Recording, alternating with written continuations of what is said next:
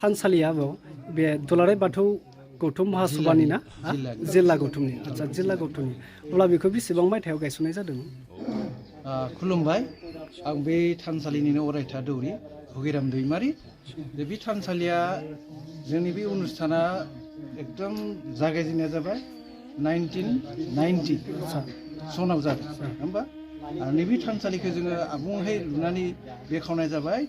2022 सननि माबायाव जुलाइ दाननि फेब्रुवारि दाननि 7 तारिखआव 7 तारिखआव जों बेखौ बेखेवदों आबुङै आरो बे समनिफ्रायनो जोंनि बे थानसालिया आबुङै जोंनि माबाया जोंनि बे कमिटिया जोंनि उदालगुरि जिल्ला दुलाराय बाथौ गौथुम जे कमिटि दं बे कमिटिया प्रत्येक माने मंगलबारे माने आरजनि बेबस्था लादों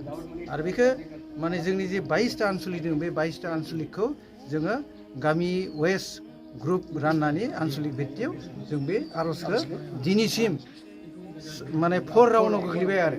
अर्थात 4 बोसोराव खालामबोनाय आगान सुरबाय दा बेयाव जोंहा जोंनिनो जिल्लानि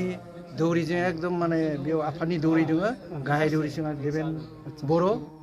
बिथां लोगो दौरि जुगेन बर' आरो आं जाबाय बे थानसालिनि अरायथा दौरि दा जोंनि बे माबायाव बे बावसालिखौ जों बेंनायाव जों नायनाय थेनायाव सिबियारिखौ जों जे माने माबा रिसिभ खालामनांगौ बेखिनि खामानिया जोंनि आरो बे सुन्दर भाबे जोंनि बे आर'जआ सोलिबाय थादों आरो आं नुनो मोनदों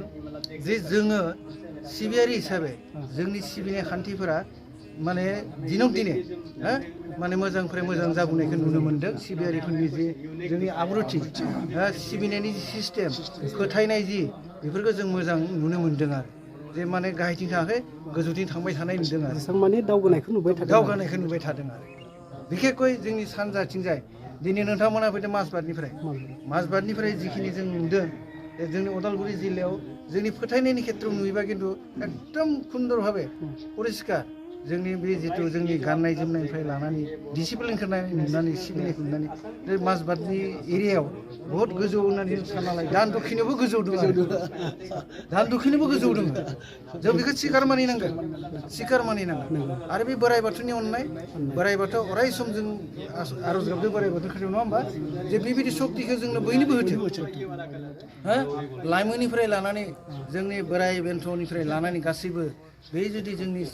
साननाय जोंनि धारना जोंनि भाबधाराया जुदि थाबाय थायोबा जोंनि बाथौ धोरोमा बिश्व दरबाराव एकदम बहुत माने दावगानो हागोन आरो बे बुहुमाव जोंनि मिथिसारनाय जागोन बे धोरोमा आंनि तरफनिफ्राय आं बेखौ सानो आरो गोजोननाय थाबाय आब'